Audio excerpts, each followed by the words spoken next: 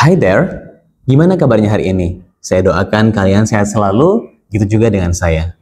Welcome back to Ruang Kelas. Setelah di video sebelumnya kalian memahami tentang motivasi dan preferensi wisatawan, maka di video kali ini saya akan langsung mempraktikkan kepada kalian bagaimana cara untuk menyusun rencana perjalanan atau populer disebut dengan itinerary. So, tonton video ini sampai selesai ya.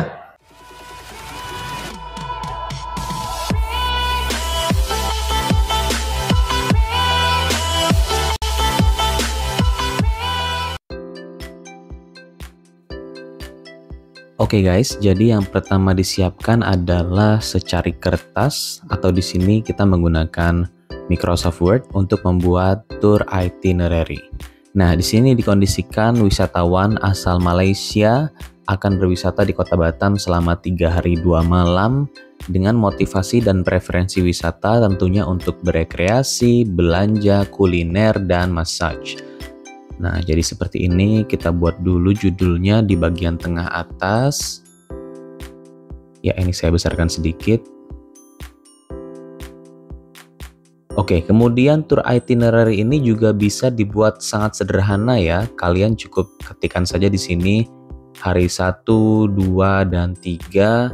Lalu dibuat naratif seperti biasa, hari 1, 2, dan 3 programnya seperti apa.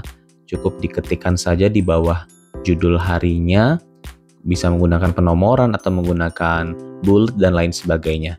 Nah, tapi di sini akan saya coba untuk mencontohkan membuat yang versi tabulasi ya, menggunakan tabel nantinya agar kalian dapat lebih memahami dan lebih sistematis tentunya. Di sini kita masukkan tabel sesuai dengan keperluan.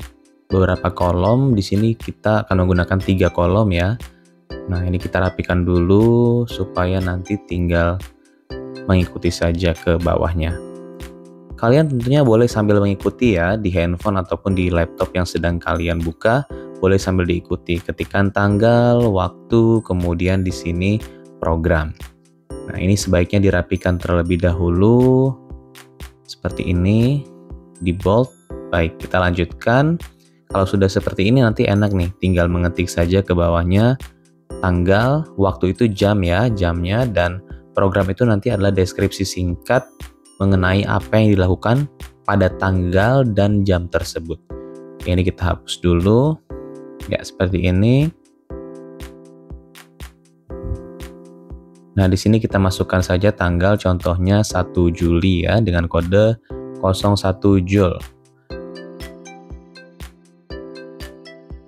Kemudian waktunya kita masukkan jam. Nah, jam di sini kedatangan sesuai dengan ETA ya, estimation time of arrival. Ini nanti ada di soal ya, kalau kalian ujian ataupun kalau memang kalian bekerja di travel agent tentunya ada di inquiry. Jam 9 kita buat di sini programnya tiba di pelabuhan. Tempat tiba ini nanti disesuaikan saja ya, bisa bandara, pelabuhan, atau kalau kota kamu punya stasiun dan terminal itu juga bisa dibuat seperti itu. Baik, di sini saya lanjutkan lagi setelah tiba di pelabuhan. Nah, di sini tentunya akan memakan waktu yang cukup lama mengingat wisatawan tersebut akan melewati proses imigrasi dan custom ya guys. Jadi jangan buat waktunya terlalu mepet antara kedatangan dan perjalanan menuju ke tempat berikutnya. Oke, kita lanjut lagi. Di sini saya buat jarak 1 jam setelah kedatangan dan perjalanan menuju ke tempat berikutnya.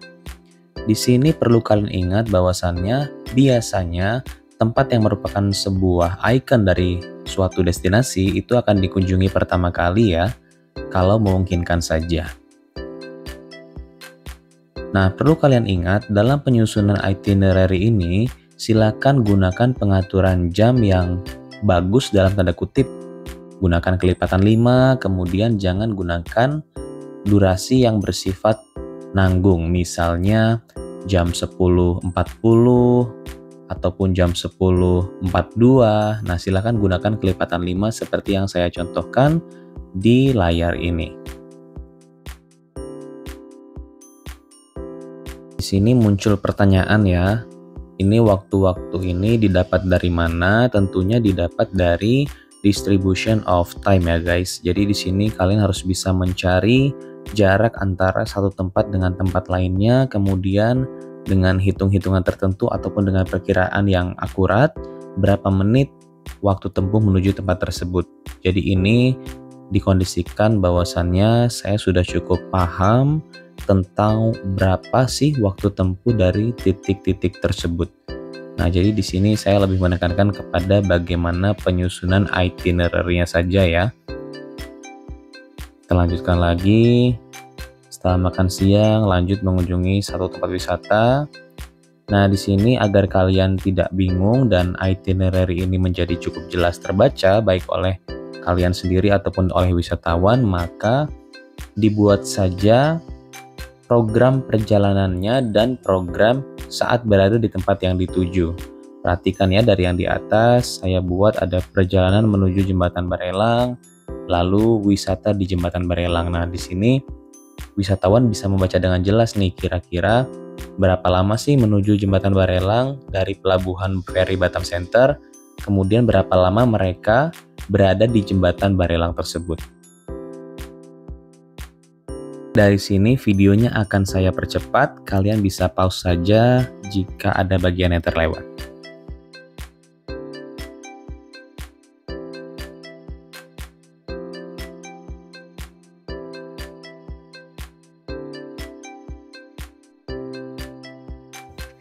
Nah, ini adalah tour itinerary yang sudah selesai dikerjakan. Kalian bisa lihat di sini, saya perbesar terlebih dahulu. Ya, ini silakan kalian screenshot atau di capture aja ya. Silakan untuk bahan pembelajaran ataupun menjadi contoh bisa di screenshot. Satu hal yang harus kalian ingat adalah dalam penyusunan itinerary silakan dipertimbangkan motivasi dan preferensi wisatawan.